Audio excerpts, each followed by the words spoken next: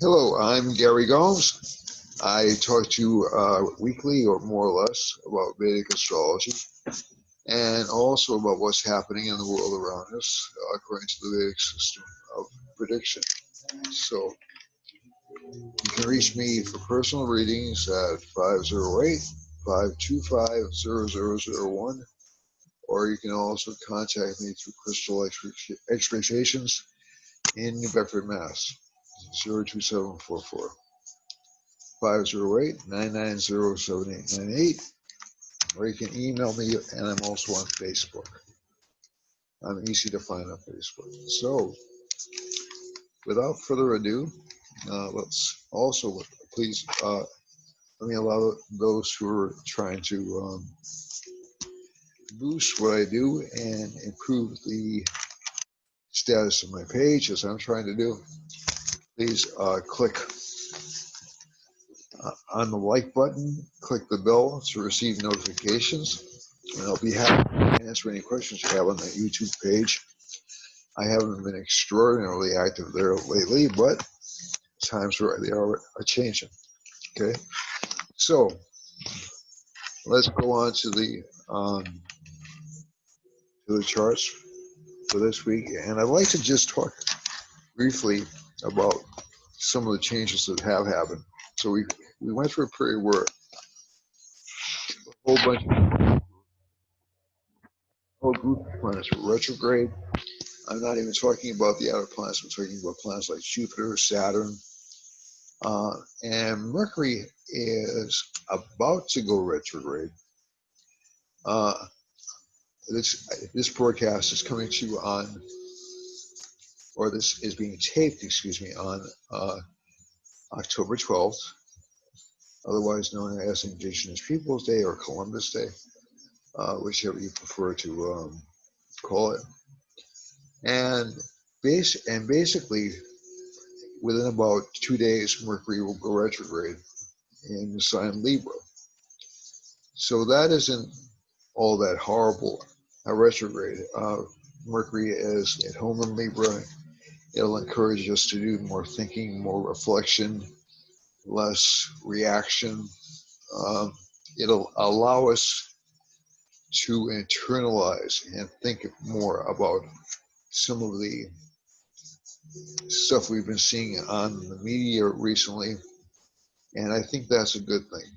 And it's not because I have anything against the media. It's just that I do think, and I thought this since before I was in astrology, that they tend to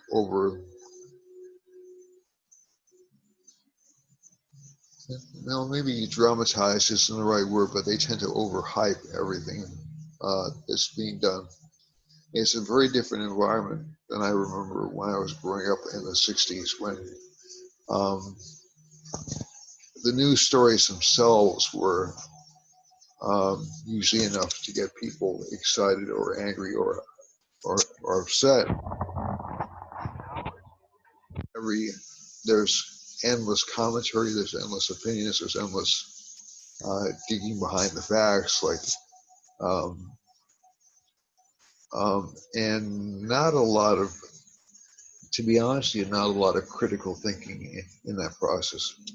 So I'm not necessarily saying people in the media are bad people. They're doing their job. They've been trained to do their job. And it's a difficult job, to be truthful with you. But I also think that the reporting has been, over the past, I say since the 1990s, has been really horrible. I have to. So it isn't a current phenomenon. It isn't something new that I'm complaining about. This goes back decades. And like that's just my opinion. You may think it's been great. I don't know. But basically, I'm going to talk about the U.S. chart. I have an election day chart up here, so I thought it might be a little bit interesting to look at the election day chart. And this is essentially weighing what's happening in the country right now, along with what the chart looks like on election day. And I know a lot of people are already voting. You know, I understand that, but that's the day on which really pretty much the final roundup occurs. And if, unless it's devastatingly obvious that no one can garner enough votes to win with lagging ballots, it'll probably drag out for a few weeks. Now, the United States chart is an interesting chart. This is a chart which was initially developed by an American astrologer who practices Vedic astrology called James Kelleher, or Jim Kelleher.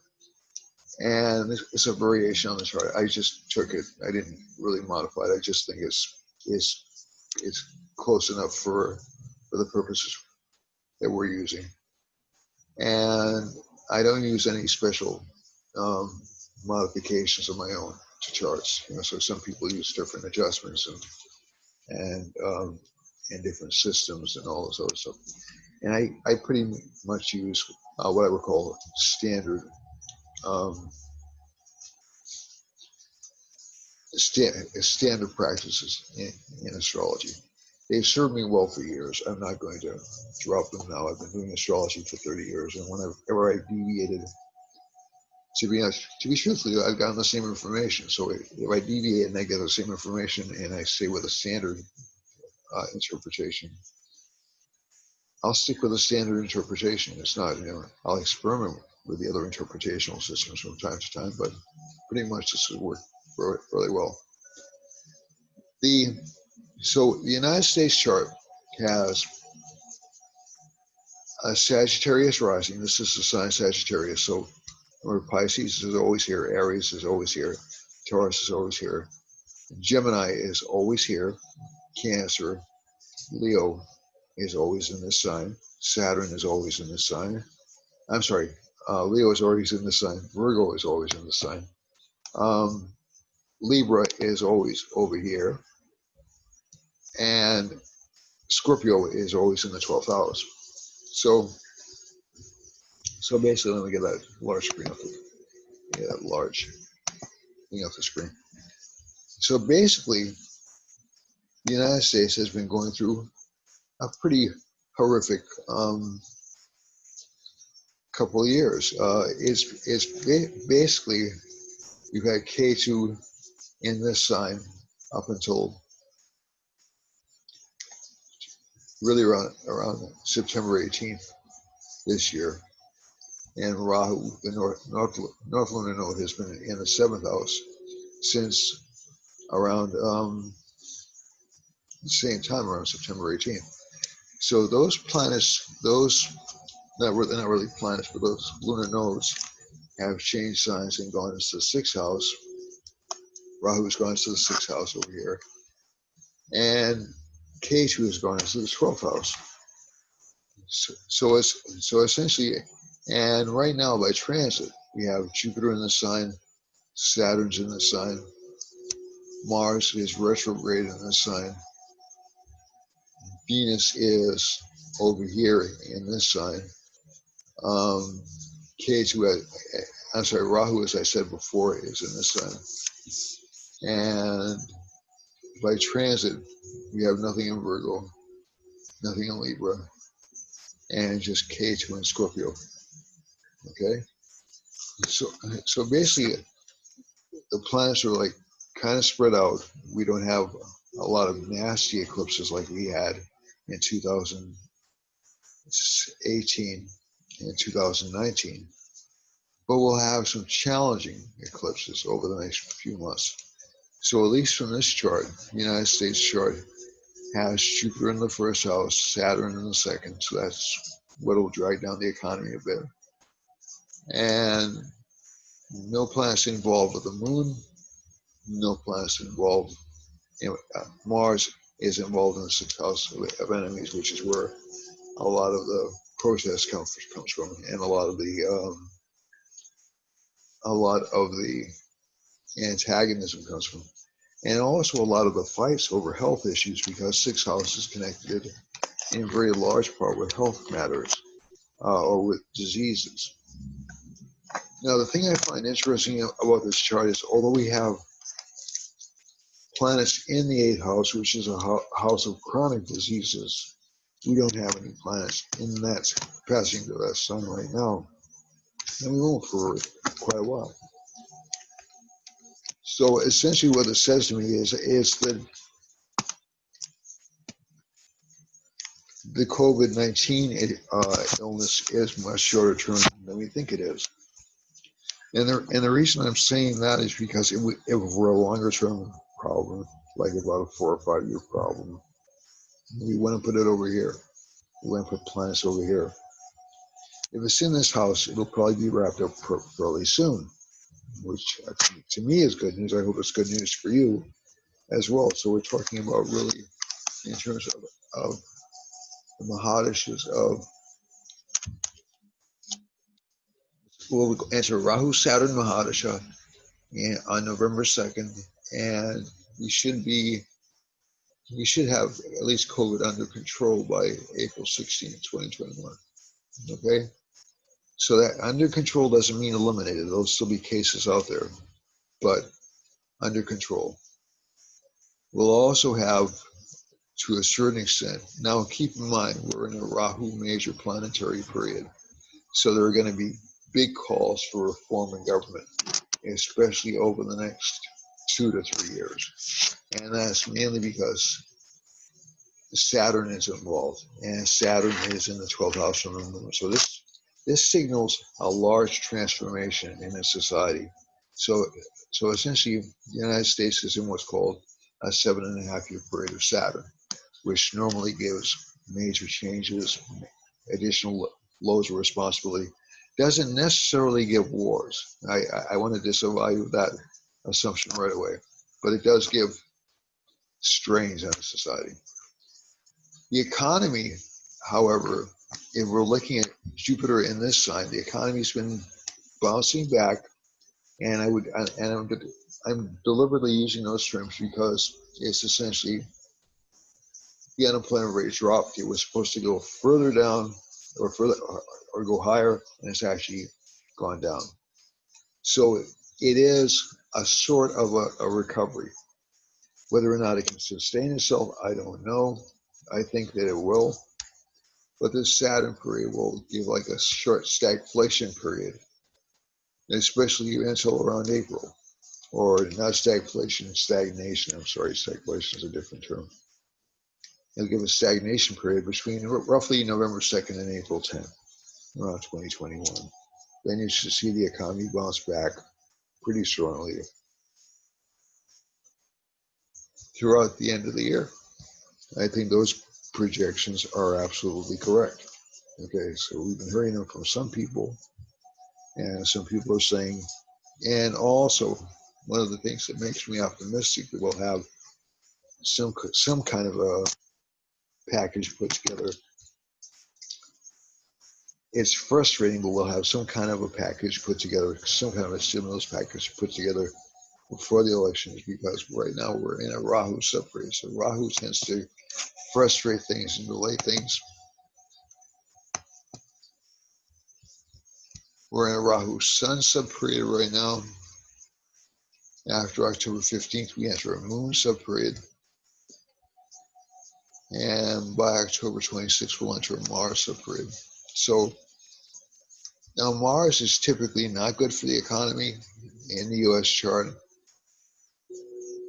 but the moon, the sun and the moon are usually considered spectacular for the economy in the US chart for a variety of reasons. And if you go over here,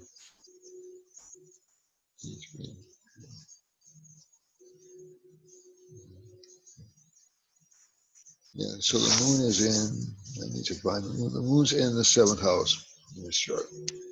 So that should be very, very good for the economy.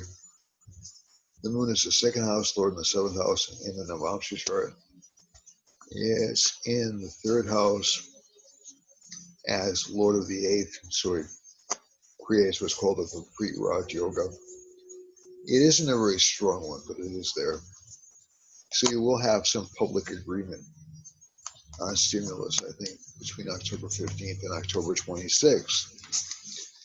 The other factor that we have going on over here, I want to look at the map and see how the map's affecting the United States, and I'll go to the world later on.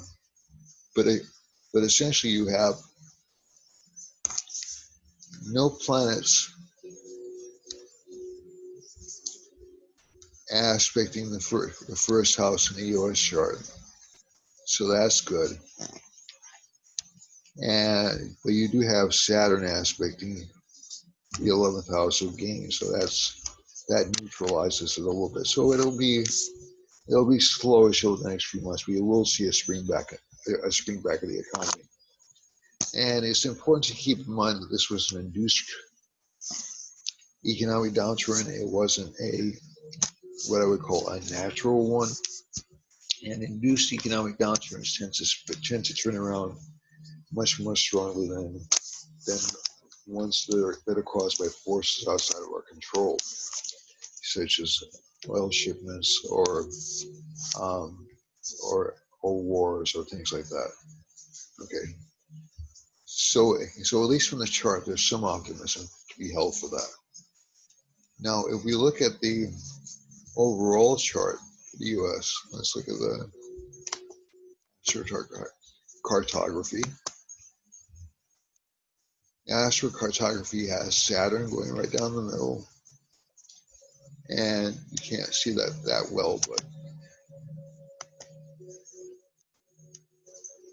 and you have essentially a Jupiter and a Venus sign going up over Washington, D.C. That tends to give a lot of resiliency to the United States as a country overall. A lot of the problems normally associated with Rahu, but the moon is well placed in the chart. But a lot of problems associated with the United States tend to come from Saturn signs, which are in the industrial Midwest. And those are the people who will essentially make or break this upcoming election, because that's really the strong point of the country. That's really, at least from what I can tell, that's like the epicenter of the country. Population-wise and geographically, it's definitely not, but in terms of its nature, its basic nature, it is. So let's get out of the screen.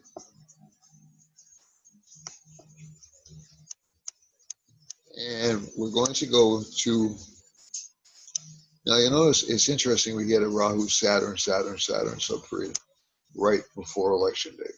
So that could theoretically favor the Democrats, because Saturn is, at least from the observations I've made, Saturn tends to rule the Democrats. But if we go to election day, now again, these are arbitrary dates that I'm choosing. They're not absolute truth dates. I picked midnight because there's one town in New Hampshire that can vote at midnight, and that's really the start of election day. So basically we have the sun in the first house. Sun is debilitated, so it does indicate there's a disappointment with leadership. Saturn is in the sixth house,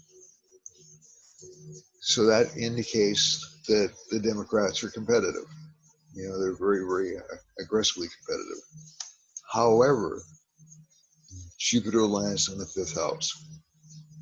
That's kind of a lucky placement for Republicans or conservatives, because Jupiter tends to rule, at least from what I've seen, and I know some of my fellow astrologers are going to be saying, "Oh no, Jupiter can't rule the Republicans."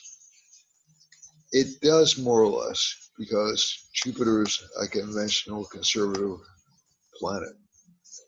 Saturn is a planet of the masses, of the poor, and the Democrats have tended to serve the poor more than they have the poor and the disenfranchised, much more so than the Republicans have.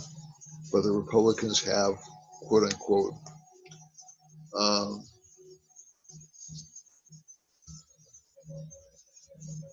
bedrock, or not bedrock, they're an ideological party. They have a standard belief system, although that belief system has shifted over time. But they tend to be ideological. They tend not to be as pragmatic as the Democrats are. So this tends to favor a prevalent or even a new ideology winning over Saturn, which is an old ideology or service. And again, keep in mind,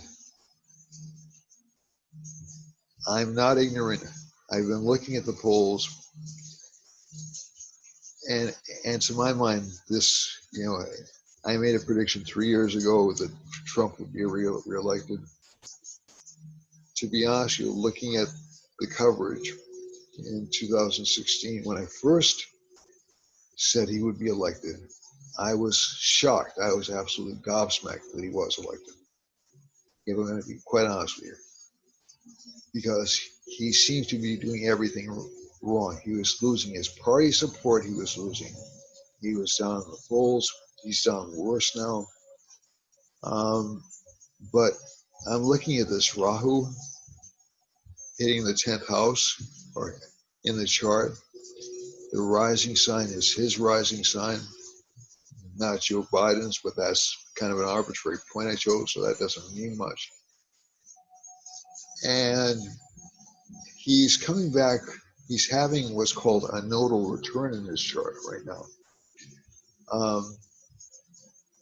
Trump is comfortable with the North Lunar node. He's comfortable with the South Lunar node.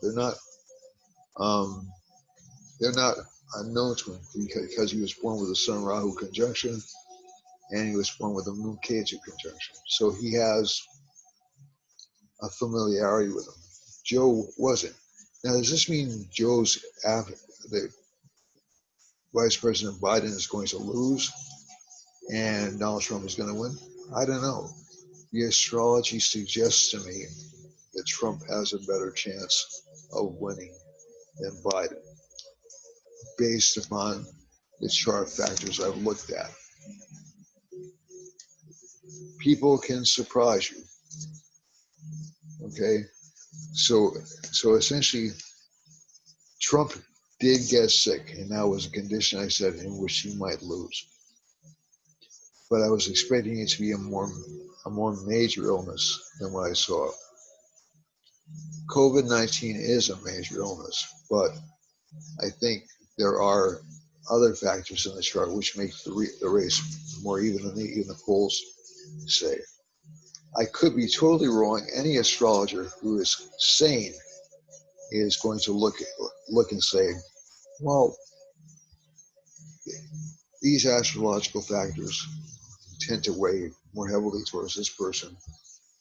But I'm looking at the real world and I'm saying to myself, well, people aren't happy. I know they're not happy.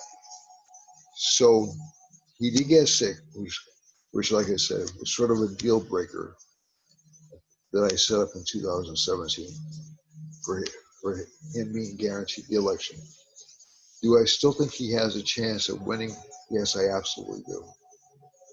As bizarre as that may sound, because he has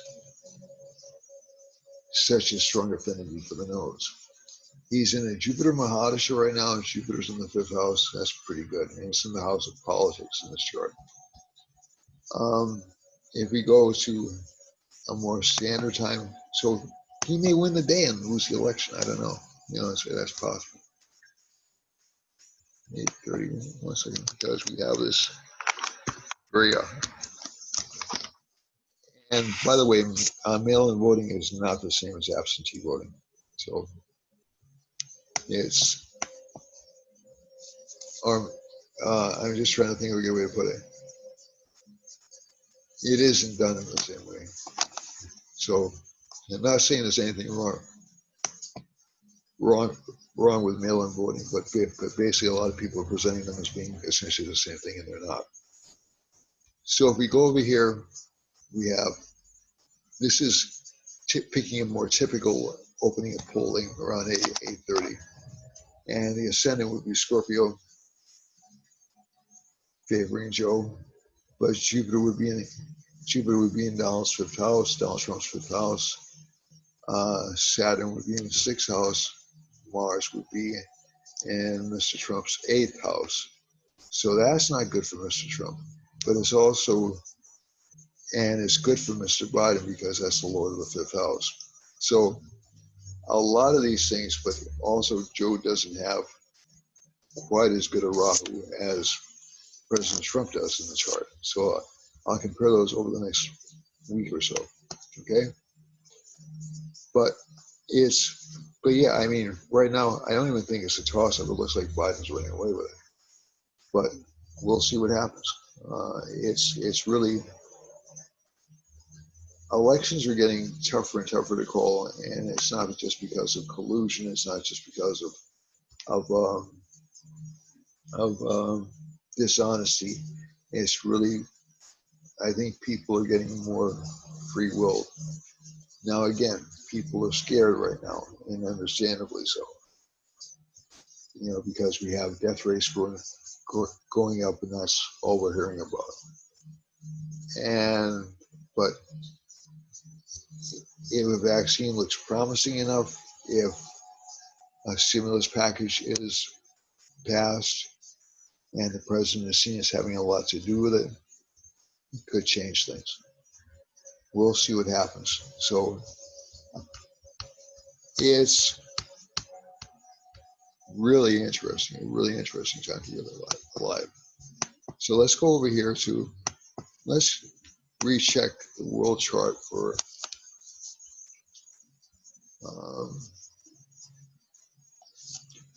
one thing to keep in mind before I get to the world chart. And I'm going to do it for November. So I did it a while ago for November, but I'll do it again.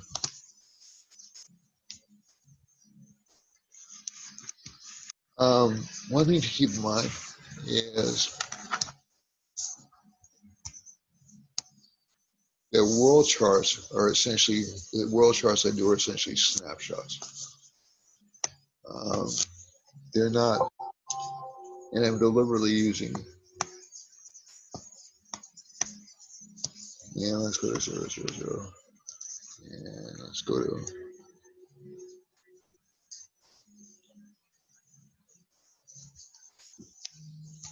I'm going to go to London, England, just for convenience sake.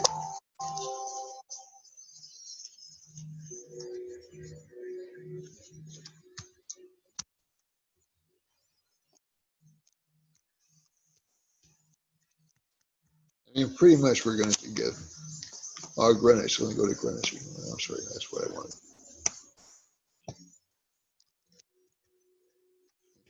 0 meridian.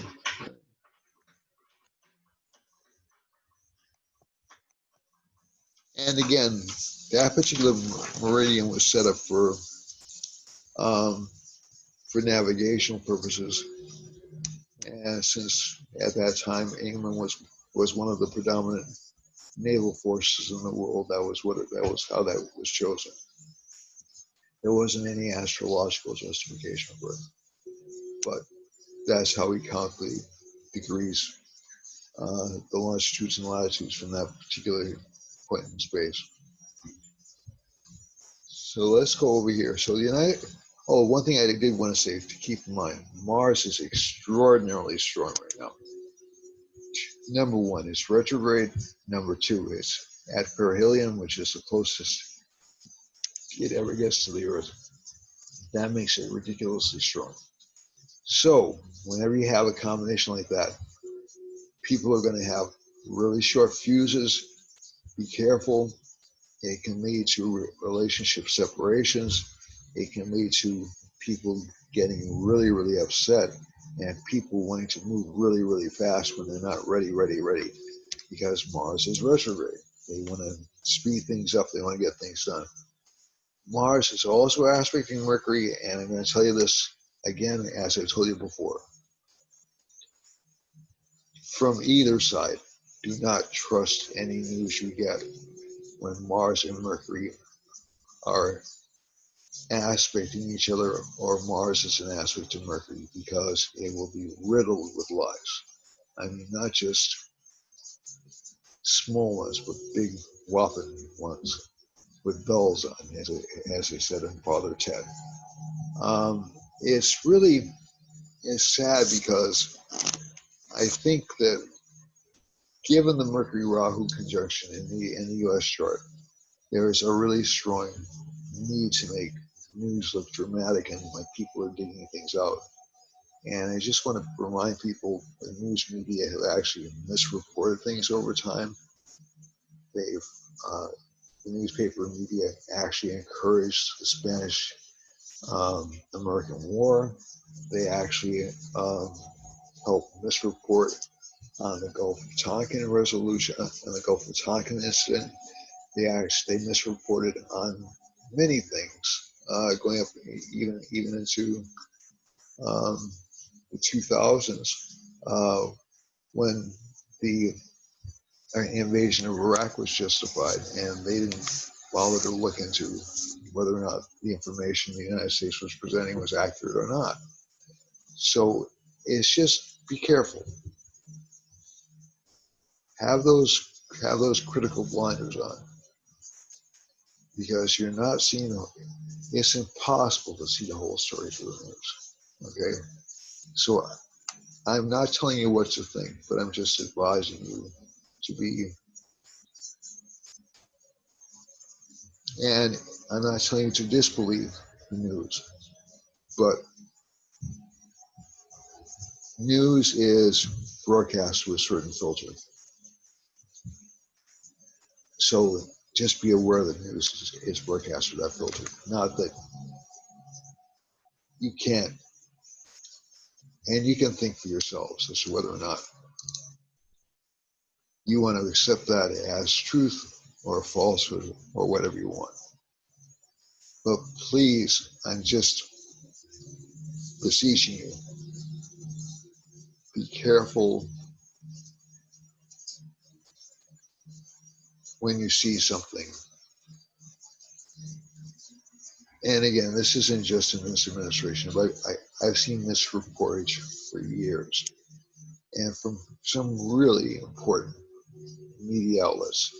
I have nothing against the media outlets. I'd like to have my own media outlet myself someday when I grow up. But I think that it's good to keep a skeptical mind, a skeptical eye, because they want you to keep watching. That's what they're all about. So that I'm just putting out that it's a business too. Okay. All right. So with this chart, we have a Sun-Mercury conjunction. So the big news is this week overall. Well, actually, there are two big news stories this week. Number one, Sun goes into its debilitation sign of Libra. So our confidence tends to get a little bit racked, or it tends to feel a little bit down.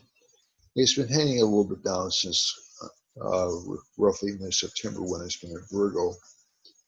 And it's in Libra, and it's aspected by Saturn. So that's kind of a rough placement. It's also aspected by Mars.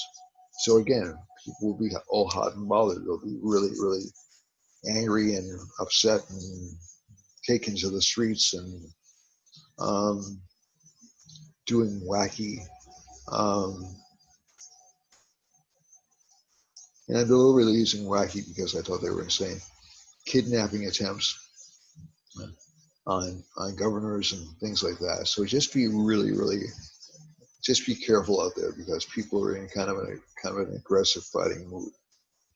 The other thing is, so you have Mars over here, and it's kind of inbred right now because it's in the 8th house, and it's aspecting a debilitated Venus on November 1st. So if Venus is debilitated, people aren't happy with their lives. They want something different, or they want to change, or they want to do something new, and it's really tough. So it's just overall, in terms of influences, there are more possibilities of affairs in this aspect. There are more possibilities of people lying or cheating from this aspect, and there are more possibilities of depression or feeling uh, downhearted during this particular month. Okay, it'll change after November 15th. You'll see people come out of that pretty well, but that feeling of the desire to cheat or the desire to um, try to get some way out of boredom, that'll persist for a little while. Really, probably until around December 3rd, when Mars enters Aries. So whenever you see combinations with, and Venus won't stay in the sun forever, around the end of December, Venus will enter Libra, and that'll be good too.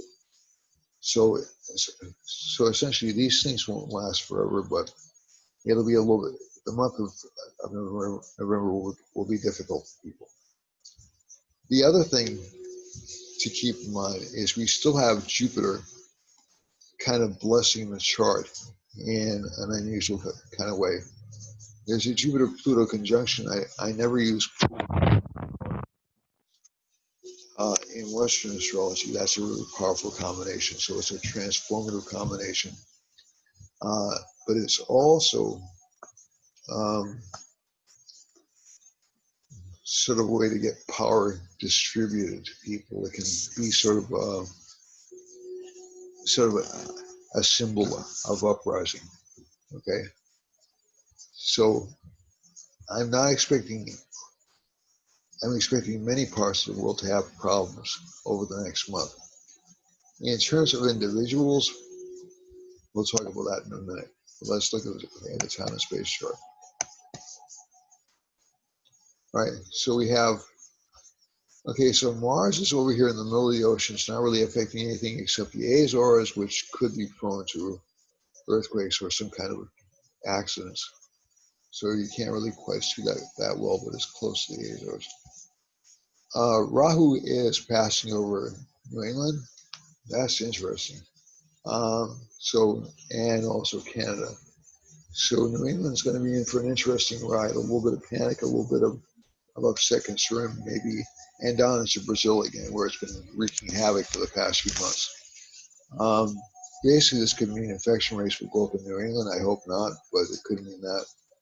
And the sun and the moon is also close to New York City, but not, Washington, D.C.'s right where I have the arrow right now, and we have no real lines going through that, so that should be relatively safe.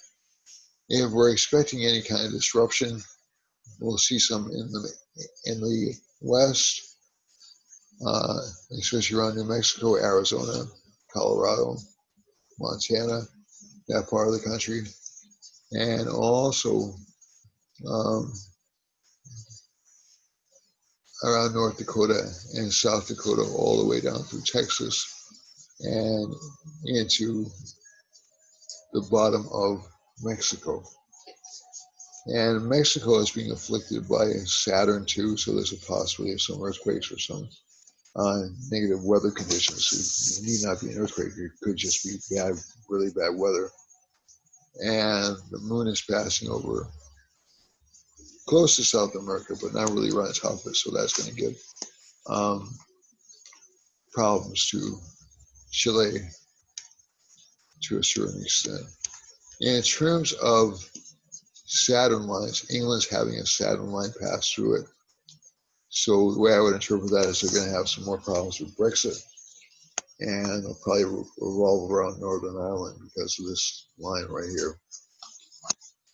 The other thing is you have Saturn passing close to, so that's Saturn, excuse me. Mars is not really involved here. There is a Jupiter line going off the west coast of Africa, so that those people should be in for some pleasant surprises next month, which is good news. And it's also passing over. There's a Jupiter.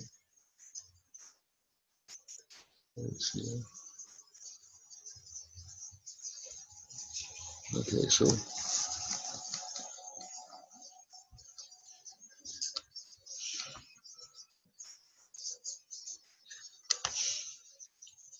it looks like the Jupiter line is going like this. So Western Australia, Jupiter and Japan, people should get some good news. The sun and the moon together in China, or close to China, is not good news for them. And that means there will be increased government authority or responsibility. Mars is passing through India along with Mercury, so you'll have a lot of political scandals, a lot of political upheaval, maybe even some violence with neighboring countries. And yeah, so we're looking really towards China, maybe even Pakistan, because of where Mars sits.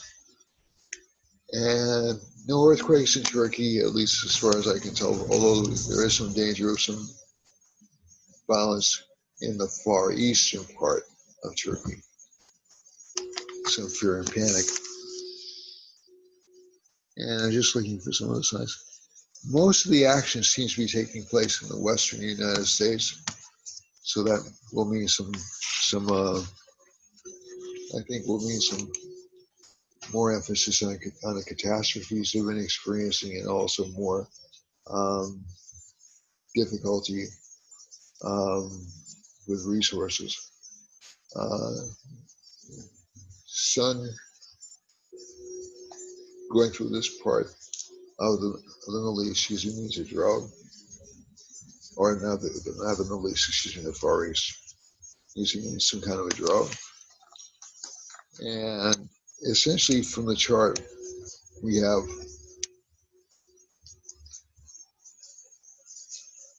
let me see. I'm sorry, that's not you, that's me.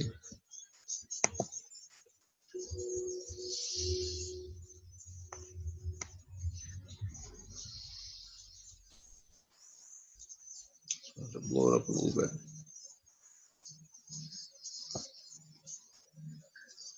Yeah, so a lot of political problems in central India. It looks like right around this region. Mars passes through India as well, so it could give some earthquakes, and that goes all the way through central Russia.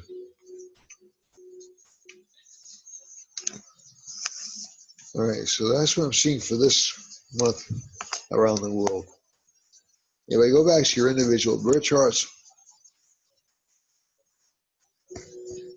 or the individual sun signs, and remember these are all gauged from the 15th day of the following month.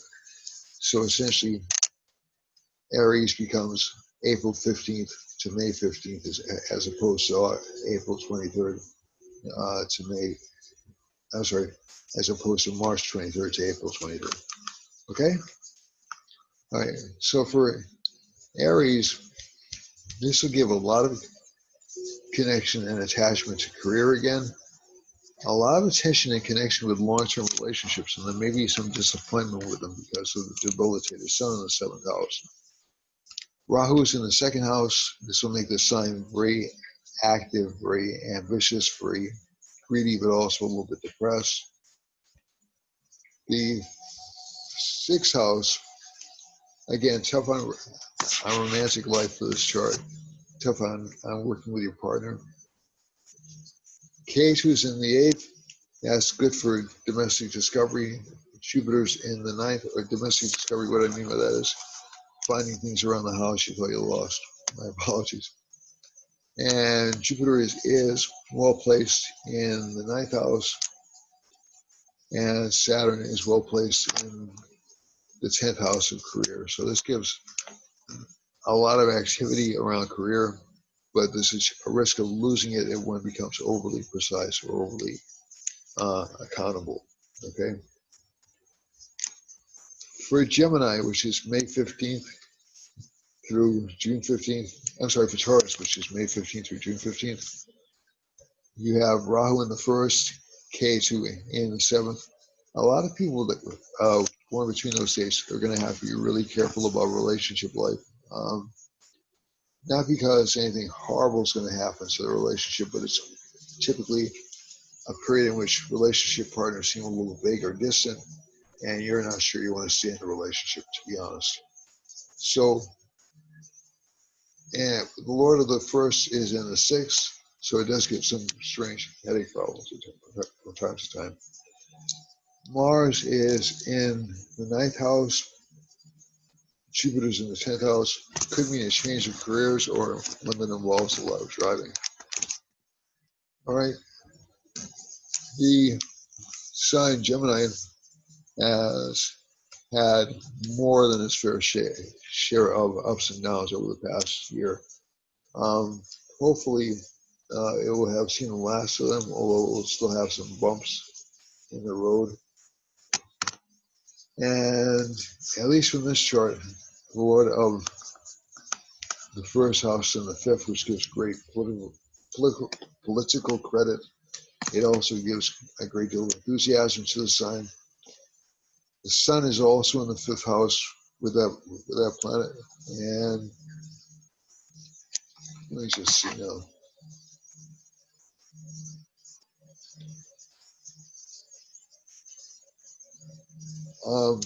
And Taurus will also be having a great deal of career activity and career success, but relationship problems do seem to be rather strong. So Gemini is essentially June 15th to July 15th. Oh, that was what I was saying before. This sign has had a particularly tough time of it over the past 2 years, 3 years, and especially in relationship matters. So, and this month doesn't look very easy for them, but things will get much better in early December. But this month looks like there'll be a lot of disappointment around relationships, a lot of anguish around relationships. And Sun and Mercury in the third house, so this sign will actually, and this sign won't have enough courage to break off relationships, at least not at this time. That'll come again after November 15th. Ketu sits in the fourth house from this, I'm sorry, in the sixth house. So that indicates some hidden illnesses or diseases, although not necessarily COVID, but it will make you very susceptible to flus. Jupiter's in the seventh house, good for relationship life. Overall, it'll tend to give you more relationship opportunities, not fewer. And you'll actually have your pick of several people. And Mars is in the 10th house, so it's great for career advancement, great for career development, great for career activity across the board. And Moon is in the 12th house or 11th house, so that does mean you'll be changing over for some friendships. Let's see. Pause this for a second.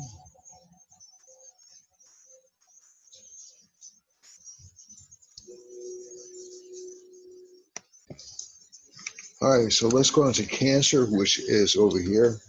That's July 15th to August 15th.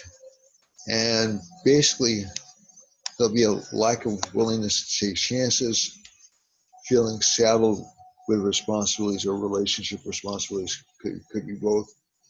And also a desire to flee and join more spiritual life. I think you'll see that happen a lot.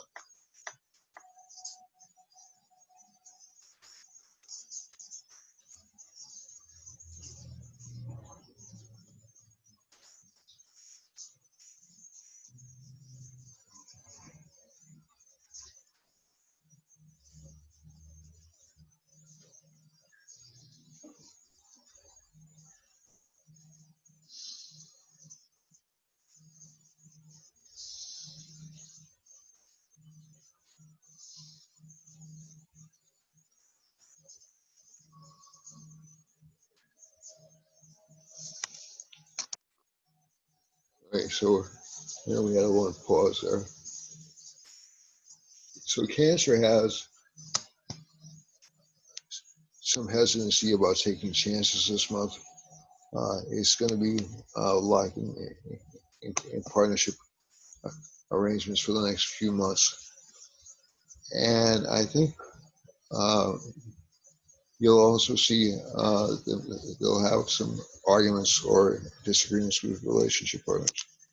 Leo has financial resources coming in, good financial resources, and they'll also have a lot of courage to change and relocate, so that'll be good for them. And they'll have more opportunities to expand their businesses because of Jupiter in the 5th and Saturn in the 6th and Mars in the 8th and Moon in the 9th. So Leo seems particularly blessed this month. Virgo, it looks like it's going to have a little bit of a tough time of it this month as opposed to last month. And that's mainly because of the opposition of Venus and Mars. So there'll be a lot of domestic fighting, a lot of dissatisfaction with home life, but also a lot of career opportunities and a lot of luck and new learning in the chart. So that's outstanding for them. Also, better relationship opportunities in the long run. The same is true for Libra, although Libra will be a little bit more difficult to understand. It will tend not to want to offend anybody. We have a Jupiter to Moon aspect in this chart, so that will actually increase their chances of finding somebody nice if they are not in a relationship. And career-wise, they'll stay about the same, although they'll want to be in new careers very shortly. For Scorpio, Scorpio has some good combinations in it. Jupiter's aspect in its 6th house, so it'll make the planet popular, or it'll make the rising sun sign popular, excuse me. But it'll also make it determined and tough competitor, but it'll expect things to be a little bit too perfect. And that will be its undoing.